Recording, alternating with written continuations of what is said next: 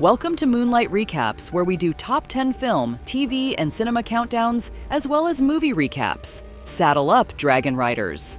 We're reliving the most seismic, game-changing moments from House of the Dragon Season 1 that shook the realm harder than a dragon's roar.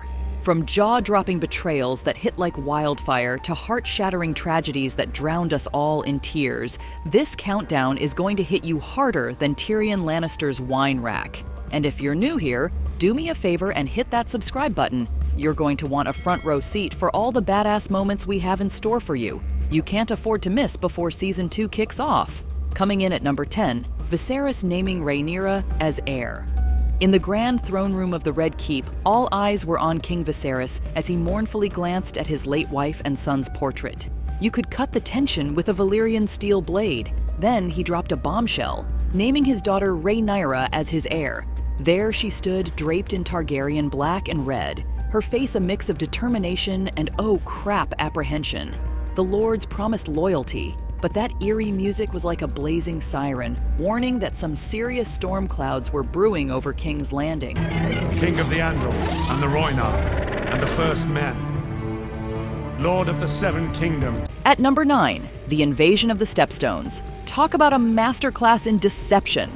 During the Battle of the Stepstones, Daemon Targaryen faked a surrender to lure those crab-feeder goons out of their hidey hole. As he was battling like a one-man wrecking crew who should arrive but Rhaenyra on her dragon Syrax, raining down dragonfire hotter than a Dornish summer. Daemon fought through the enemy ranks until he confronted the crab-feeder himself in a brutal duel that would make the Clegane brothers proud.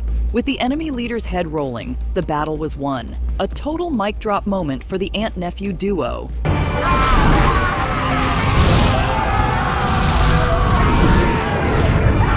Coming in hot at number 8, Alicent's shocking green dress transformation. The Great Hall was buzzing like a beehive, celebrating Rhaenyra's rise to power. Then, Queen Alicent made an entrance that would put the Red Wedding to shame. She stormed in, rocking a vibrant green dress, the Hightower's version of throwing down the gauntlet. You could hear gasps echoing like they just witnessed a brutal regicide. As Alicent confidently claimed her seat, locking eyes with Rhaenyra, her father whispered that chilling line about the Hightower's beacon burning green.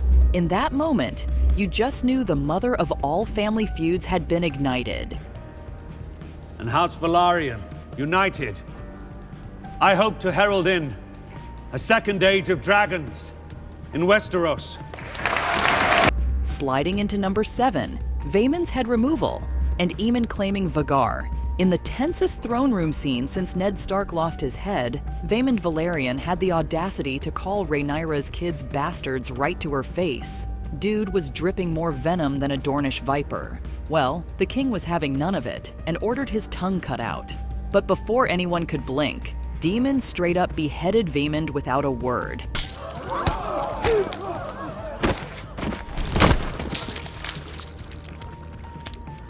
He can keep his tongue. Disarm him! That head rolled like a grotesque bowling ball as the room went silent enough to hear a dragon's wings flapping. Daemon's ruthlessness in that moment? Picture perfect. If you're enjoying this epic countdown, stop what you're doing, smash that subscribe button, and give a thumbs up to keep this content coming and spreading like dragonfire. At number 6, Rhaenyra giving birth. Let's take a break from all the bloodshed and betrayal, shall we? In this pivotal scene, a sweaty, exhausted Rhaenyra gripped that bedpost tighter than a dragon's talons as she endured one hell of a difficult labor.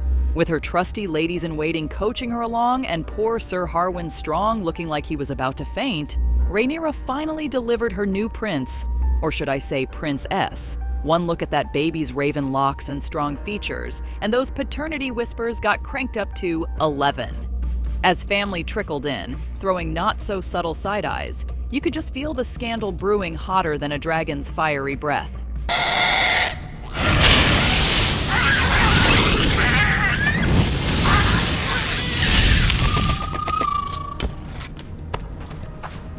Sliding into the number 5 spot, Viserys' grotesque, painful Iron Throne final scene. Talk about going out in a blaze of glory. As a sickly, sore-covered King Viserys limped towards the Iron Throne, the whole hall went silent enough to hear a dragon's heartbeat. His attendants tried to help, but the old king waved them off. I will be fine. I will be fine. Determined to take that final walk unaided, but as he climbed those steps, he stumbled, his hand slipping on the jagged blades, drawing blood like a gruesome party trick. Finally, Viserys collapsed onto that throne, gasping in pure agony as his face contorted in a gut-wrenching echo of his kingdom's decay.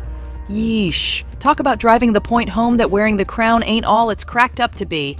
At number 4, we have Rhaenyra and Daemon's perfect marriage ceremony being held in a beachy setting.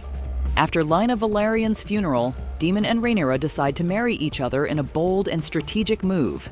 They perform a traditional Targaryen ceremony on the shores of Driftmark, cutting their hands and mixing their blood to symbolize their union.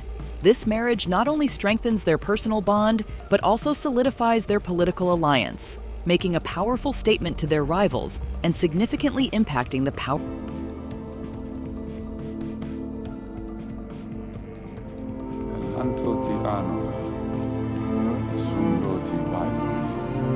Swooping into the number 3 spot like Caraxes on a rampage, Lucerys and Arax's heartbreaking deaths.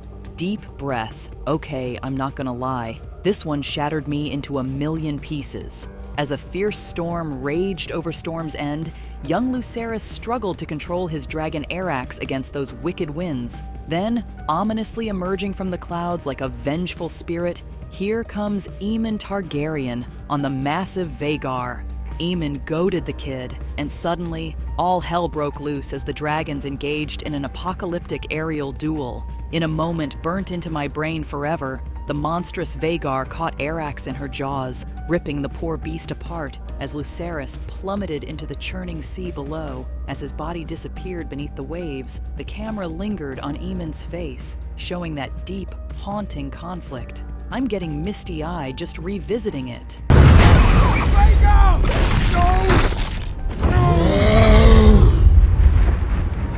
Now, at number 2, we're diving headfirst into a pool of oh no they didn't, Rhaenys' dragon-backed interrupted coup.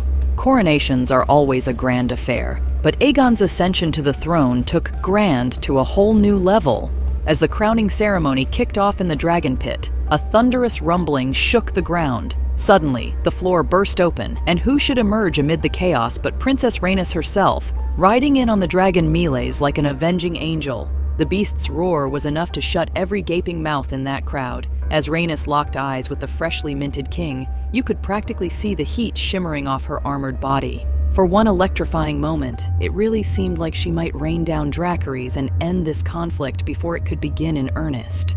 But she showed incredible restraint, turning melees away and leaving that entire audience shell-shocked and quivering in their boots.